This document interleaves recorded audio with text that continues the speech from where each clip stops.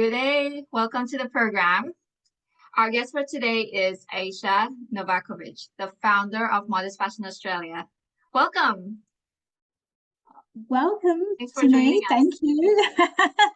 Thank you so much. I feel very welcomed. I appreciate the invite to be here. I love the work that your channel does. So congratulations.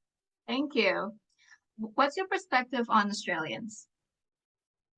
That's a very broad question. I have lived in Australia all of my life. So I was actually born in Indonesia. And then I came to Australia when I was 6 weeks old. So I was still a baby.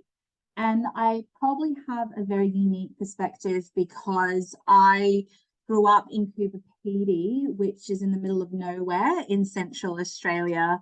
I grew up in an outback mining town for opals.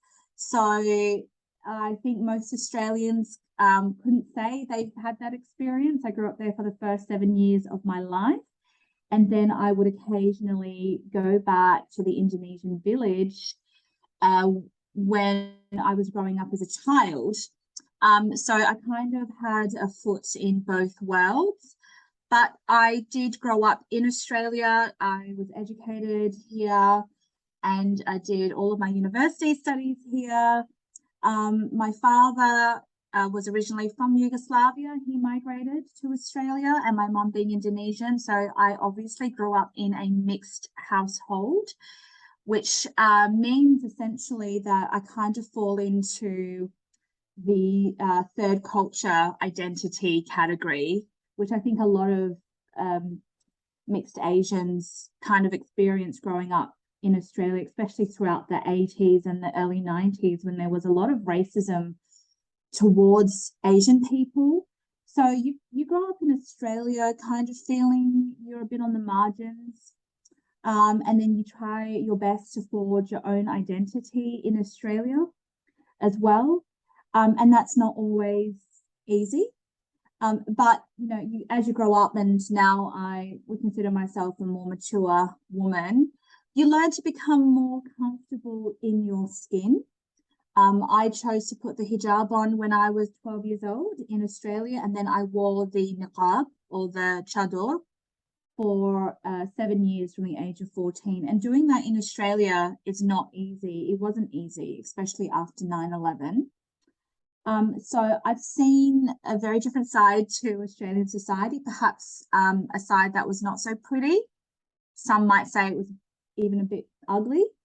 But then I have also formed a lot of my networks and my base here. So my friendship circles, my work colleagues, they're all here in Australia. So I do feel very connected to this country in a lot of ways. Right. How does your connection make you motivated in some ways?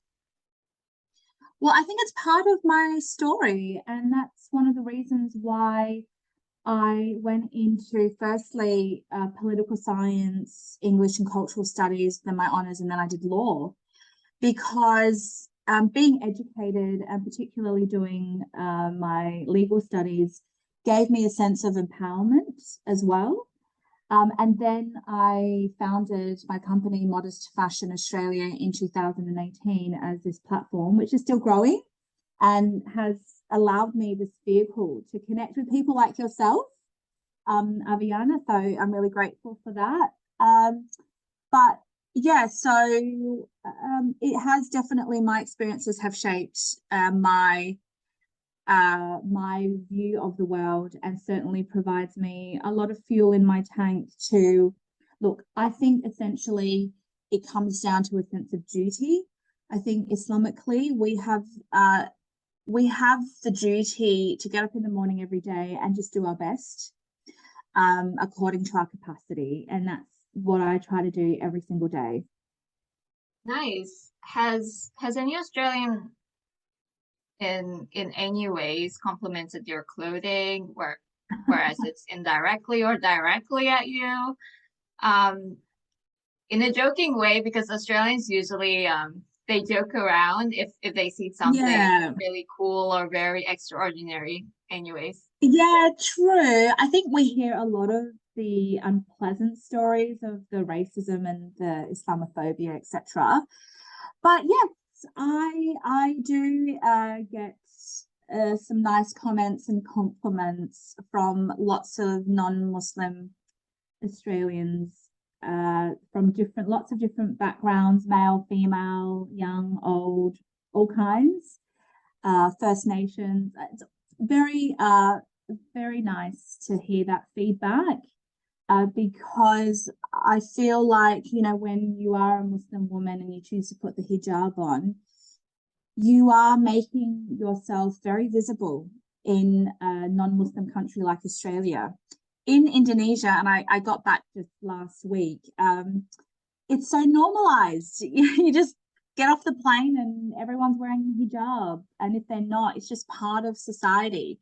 It's not the case here in a Western country like Australia. So you get used to standing out, and sometimes it attracts attention that you don't want because a lot of people might feel quite confronted, or they have their own prejudices and bigotry.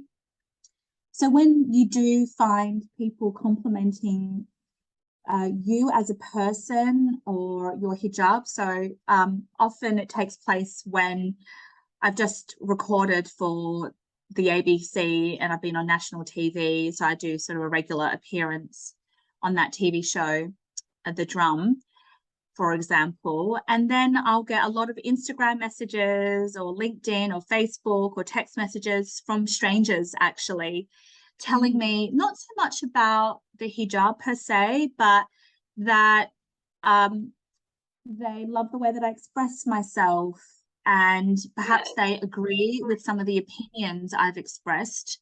And by the way, when I am on these national TV shows, I'm not brought in just to speak about Islamic issues. I'm there to speak about current affairs.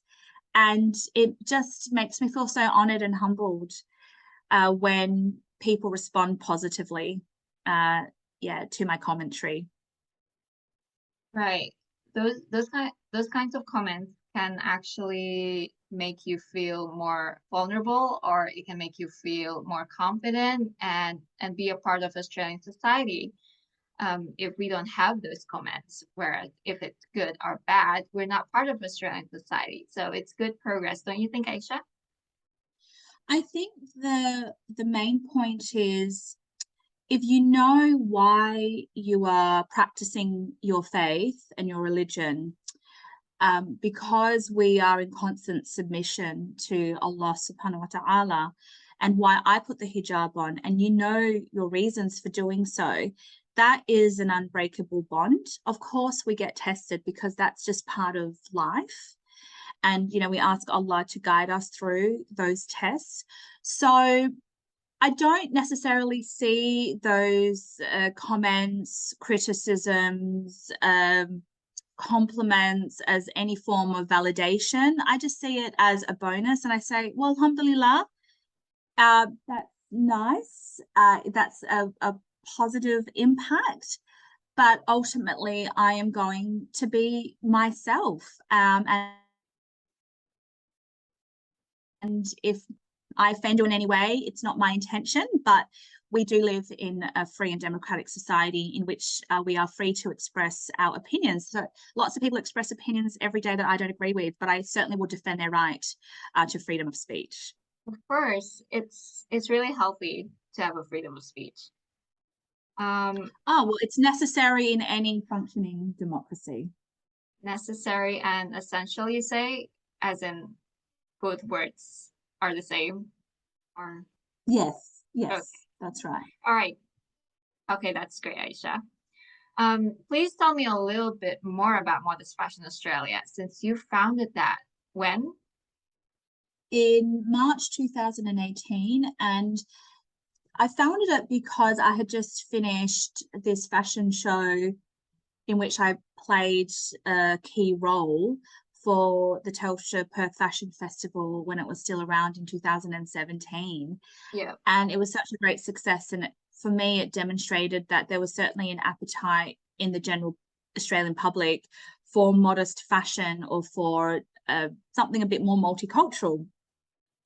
And I knew that there was a global movement taking place. So I thought, let's kind of formalize this platform and start something with it. So, yeah, so founded that. And then it's been an interesting journey because prior to COVID, we were quite active. So we were offered some space in the city to set up a creative hub with lots of other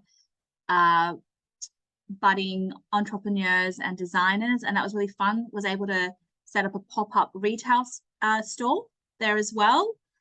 So that was really cool. Did a fashion show. Yeah, we're really actively just building our contacts and our networks just locally and globally. And then we all know COVID happened in 2020 and we're just coming out of it now. When I went to Indonesia recently, I was able to attend a fashion show that was organized by Ibu Jenny Jahwati, who is the founder of Indonesia Modest Fashion Week. So I am working more closely with her, and I suppose Modest Fashion Australia would like to act more as a bridge builder between Indonesia and Australia as well. So to do some more cultural exchange and education and advocacy. Right. So during that time you were in Indonesia, you were promoting Modest Fashion Australia, saying that there is modest fashion in Australia, and educating them in a sense that modest fashion is everywhere as well. It's not in Indonesia. Is that correct?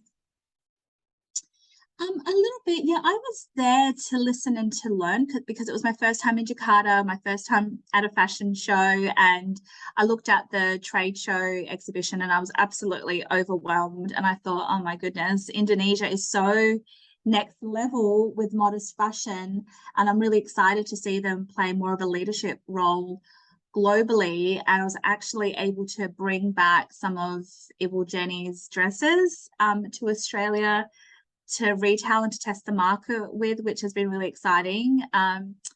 So I'd love to do more of that. I'd love to find more of the right products from Indonesia that would suit an Australian market for modest fashion. So I think we're very limited here in Australia in terms of what we can purchase and the choices as well. I don't honestly see a lot of goods coming from Indonesia, actually, that are more contemporary and more trendy.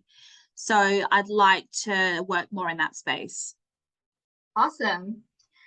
Being a law student myself, and you were a law student, I understand that words are powerful.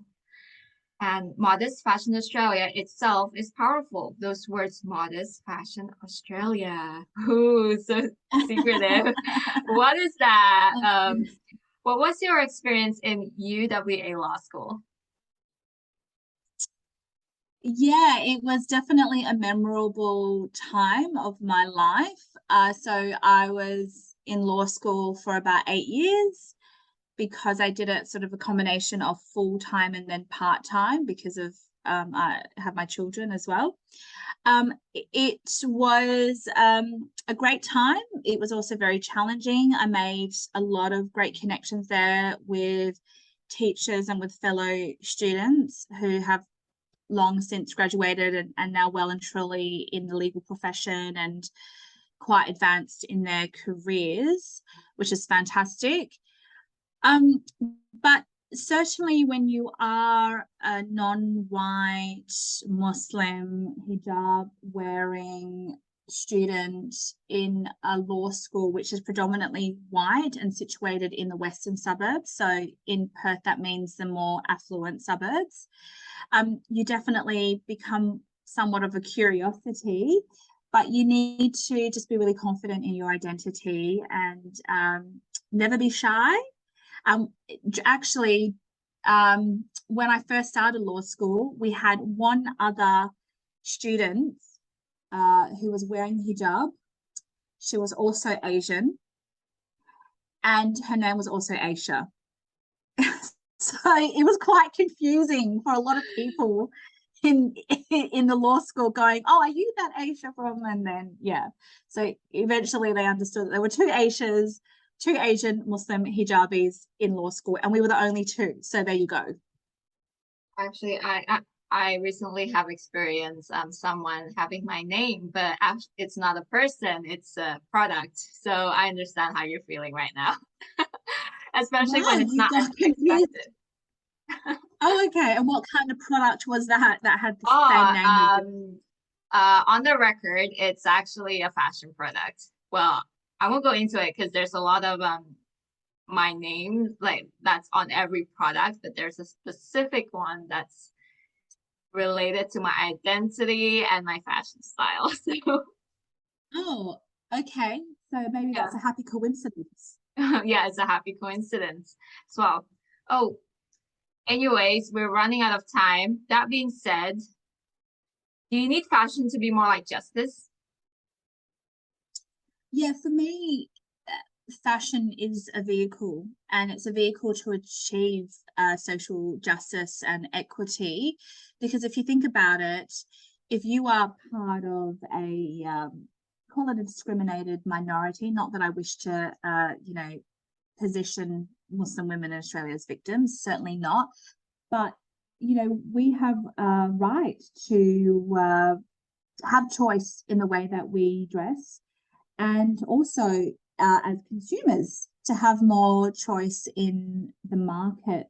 And I think when it's so frustrating, you're just trying to sort of, like, for example, if you want to go swimming at a public swimming pool and you want to find the right outfit to be covered, in Australia, that's going to be a struggle. And if you do go to a specialist hijab boutique, they may not have your size or your style or whatever, and that can give you a feeling of disempowerment or a sense of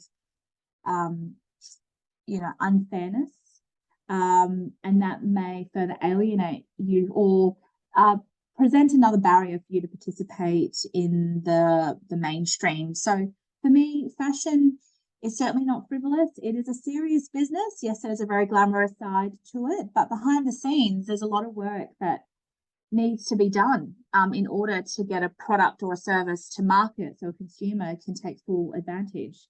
And that's what I'm interested in, having these kinds of conversations or participating on platforms keeps those networks strong.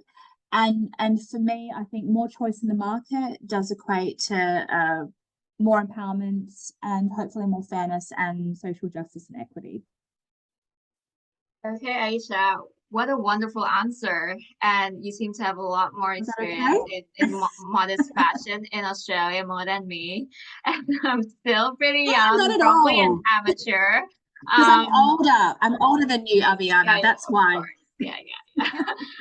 Also, we live in the same hometown, but we've never met on the record. Which I know. Yeah. And now you live on the other side of the country. It's actually easier for me to go to Indonesia to meet you there than to go to Brisbane. Oh, really? Brisbane's further. Yeah, it's only 3.5 hours to Indonesia from Perth. I think it's about 5 to 7 hours to Brisbane from Perth. Yes, so there's actually a lot of events here that you can visit, and it's a really great time, and it's worth it as well. Like for example, the Brisbane Fashion Festival. It's held to the public, and there are also a lot of fashion designers who want to make fashion work and manufacture their fabrics here instead of outsourcing it from third world countries as well. So yes, it'll be wonderful for you to be here and bring modest fashion Australia to Brisbane. One day, inshallah. Thank you, Aviana. You're so active. You're a great example of a young woman with that entrepreneurial spirit and doing lots of great things. So I wish you all the very best. And it was wonderful to finally meet you online, not yet in person. One day soon, inshallah. Thank you. And thank you for the audience for tuning the program. This is Aviana Hermawan.